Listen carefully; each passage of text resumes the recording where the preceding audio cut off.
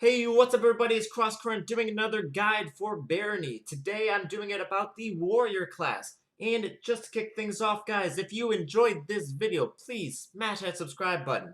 Drop a like if you enjoyed it, share it with your friends if they can use it, and drop a comment if you don't like it, or if I can do something for the future. That being said, let's dive right into this. Starting it off with the races that are best for the Warrior, I personally think the Goblin would be amazing because the Goblin isn't really the smartest class in anything else. It's not really good magically. Warriors aren't good magically either. I'll get into that later. And if you want to level up the warrior in all the weapons, I've heard that you can just switch to the weapon you're not using on a regular basis. So, like, the warrior is not good with the axe or the mace. Use that to level up every single weapon skill. That would be really smart as a goblin, and you don't have to mess with books at all. Now, the Goatman I think would also be a good option. You have the ability to use potions which can help the battle just to get a little bit better, a little bit easier, and you can drink booze to get stronger. Because the warrior, he ain't gonna be running away from anything. He's a slow guy. Now, the skeleton would also be a good option because you're immune to burning. That's really helpful. Also, the ability to revive when you have 75 mana points. Now, you're not going to have a lot of mana or a crazy amount of regen, but you will be able to get it every once in a while since you're not going to be using magic at all. Now, let's get straight into the attributes. The attributes are Strength, Dexterity, Constitution, Intelligence, Perception, Charisma. Now, I just want to call for the rest of the video, so I'm letting you guys know now. The Warrior will start off with +2 Strength, +1 Dexterity, -3 Constitution, -1 Intelligence, -1 Perception, and +1 Charisma.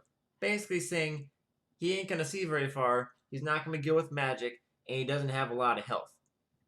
He's also not super dexterous with the heavy items he has equipped, so you're just going to focus on living and punching hard.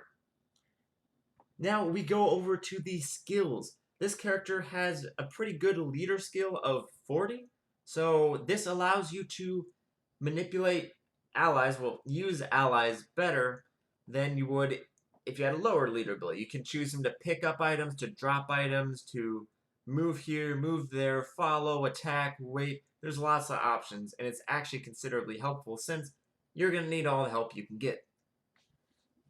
The warrior is also very good at just regular combat in general, with a level 25 on ranged, level 50 on sword, pole arm, and shields, and just in case, a level 10 for unarmed. Why not? But yeah, so basically you're just going to be focusing fully on combat, and I really suggest using that shield because whether it's solo or multiplayer, you're going to be relying on a shield to stick around. Like, if the shield breaks, you're going to die. If the shield isn't used, you're probably going to die too. So you just got to keep picking up shields and keep using them until you get to level 100 to where you can just constantly sponge and find the beat of the warrior. I don't know if you guys got that achievement. Just block, swing, and you can get through most of the game. I would not suggest this class as a solo run, though. It is, if it's your first time, you can learn a lot about combat, but you're just a slow, very easily killable unit.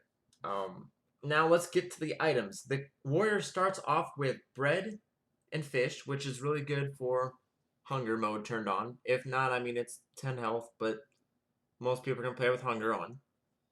You start with an excellent short bow, which is great because when you have weapon, like if you're playing as a ninja, you have a crystal sword that is decrepit. Believe me, that'll break easily. If it's worn or above, you're probably good for a long time in the run. So you start off with an excellent short bow, a serviceable breastplate of iron, giving +3 armor, a worn leather boots, gives you +1 armor, a serviceable iron sword, +5 attack, worn leather helm to give +1 armor, a serviceable bronze shield to give +2 armor, and a serviceable iron spear to give +5 attack. Now, if I were you guys, I just kind of take this amount into mind when you're going into a run as a warrior, the good and the bad aspects. Now let's start with the bad, so then the good sounds better. The bad, the warrior is very slow. Has a lot of heavy armor on. If you take it off, there's no point because then you can get one shot. So the character's not going to be moving fast. Keep that in mind right off the bat. You find heavy armor, you put it on. That's what you got to do. Alright. There is no potential for magic, so even if you're trying to level up, I just noticed that you can only really get certain levels like that until you hit level 10-ish. That's when I actually started being useful. Your HP is considerably low. I didn't realize that until now. Your health is low, which is why you have to rely on your items. And as a solo, I just don't see it being a good idea. If you have more than one skeleton attacking you at once, you just kind of barely escape with a little bit of health, or you die. So those are all the downfalls in my mind. Especially with Minotaur on, you're just never going to make it out in time and get wiped by a Minotaur. Yeah, your shield's not that good early game. The good aspects of the warrior is that you have amazing weapon skills that can definitely get you through a lot of levels and a lot of tough situations. You have great gear, starting off with all that armor and weapon options, including the short bow, including some food. That's really good for starting off in the game. And in a party, having a warrior, it's amazing because a healer has someone to always heal. The ninja or ranged unit or mage unit, they have someone to just go straight to the battle and sit there with the shield.